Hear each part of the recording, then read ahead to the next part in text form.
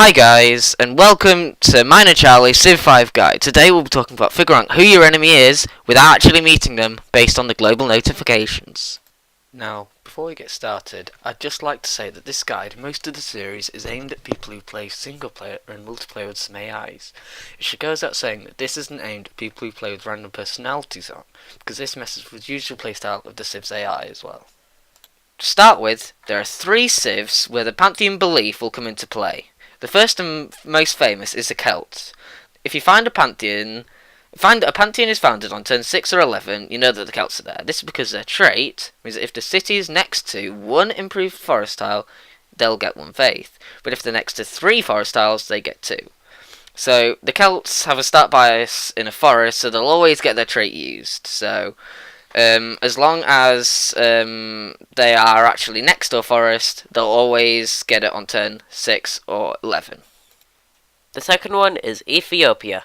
The unique building, the stele, replaces the monument so that you can build it from turn 1, as it provides a 2 faith bonus. You'll know that you will have the Pantheon in the first 5 turns of building it, as long as Boudica does not get her Pantheon first. Therefore, if a Pantheon is founded on turn 13 to 15, you know there is Ethiopia. The last one is Ramesses of Egypt. It isn't to do with the timing, but with the Pantheon itself, as he will always go for Monument to the Gods, because Ramesses is obsessed with getting wonders. Any other AI will go for a Pantheon that links to their surroundings. For example, if they've got lots of deers, they'll go for trapping, one to do with traps and camps. This is with the additional exception of Boudica and Haile Selassie of Ethiopia, as they will go for God of War or Goddess of Protection. There's another way who you can find out who's in your game. This is to look at what militaristic unit your city-state will give to you if you are allied to them. They'll never give you a unit that belongs in an in-game civ. It won't tell you who it is, but it's a good way to tell who isn't in the game. Another way is when civs have their capital captured. This is because the notification will tell you who has the most original capitals under their control, even if you haven't met them. This is quite handy to know because you know you're in trouble and they are serious contenders. It's usually Attila, Ashurbanipal or Montezuma who do the early invasions, so watch out. The final way is through religion. When a civilization are finding religions, they'll have a bias for which religion to go for. If it is available, they'll go for that one. But if it's already been taken, they'll go for a random one, which is why it's after the first religion. You can't be 100% sure who it is. Which is why I recommend going for Sikhism, so you don't affect the religious choices of the AI. If the religion founded is Tengriism, I would be confused because only 2 civilizations have a bias for that one, Genghis Khan and Attila the Hun. I would be confused because both of them have religious focus settings to 3 and 5 respectively, which is quite low considering that the highest is 8 and the lowest is 3. If there is Taoism, it will be China because she is the only one with that bias. If it's Confucianism, you know that it's Korea because he's the only one for that one as well. It's the same reasoning if it's Shinto or Buddhism with Japan and Siam with those ones. If it's Hinduism, it'll be Gandhi or Gajah Mada. If the first religion founded is Sikhism, I would be very confused because no civ has a bias for that one. If it's anything other than first, you can figure out who it will be by looking at the already founded religions and looking at the likelihood of the civs who have a bias for that already founded religion and figuring out who it's likely to be from there. I'll read you out who has which bias and how high their religious focus is, both now and in the description. For Buddhism, there's Ramkhamhaeng of Siam with a likelihood of 6. For Taoism, there's Shan of China with a likelihood of 5. For Confucianism, there's Sejong of Korea with a likelihood of 5. For Shinto, there is only Oda Nobunaga of Japan, who has a likeliness of 4. For Hinduism, there is Gajah Mada, forgive me for the name, of Indonesia, who with a likeliness of 7. Gandhi of India, with a likeliness of 8.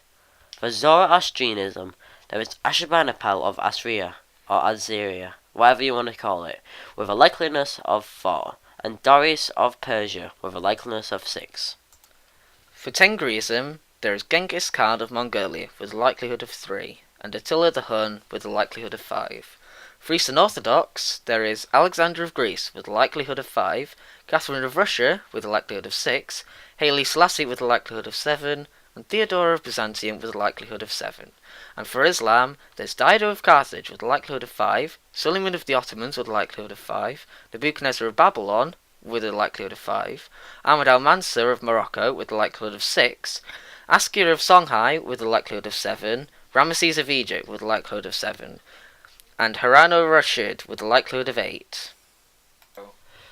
For Protestantism, there is Shaka of the Zulus with a likelihood of 3, Bismarck of Germany with a likelihood of 3, Washington of America with a likelihood of 4, Gustavus Adolphus, of Sweden with a likelihood of 4, William of the Dutch with a likelihood of 5, Pocatello of the Shinshon, again, how do I spell that, with a likelihood of 5, Elizabeth of England with a likeness of 5. Why can't all names be like that?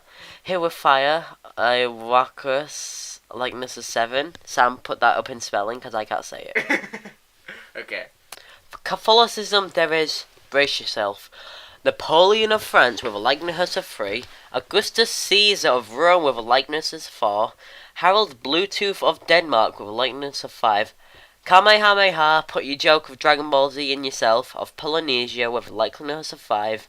Maria of Portugal, not Mario, with a likeness of 5. Pedro of Brazil with a likeness of 5. Maria Theresa, I don't know. Theresa of Austria with a likeness of 6. Pachacuti, horrible histories joke of Incas, with a likeness of 6. Cashmere of Poland with a likeness of 6. Enrico Dandol of Venezuela with a likelihood of 7. Montezuma of the Aztecs with a likelihood of 7. Keep going. Boudica of Celt with a likelihood of 8. Isabella of Spain with a likeness of 8. And Pakal of the Maya with a likelihood of 8.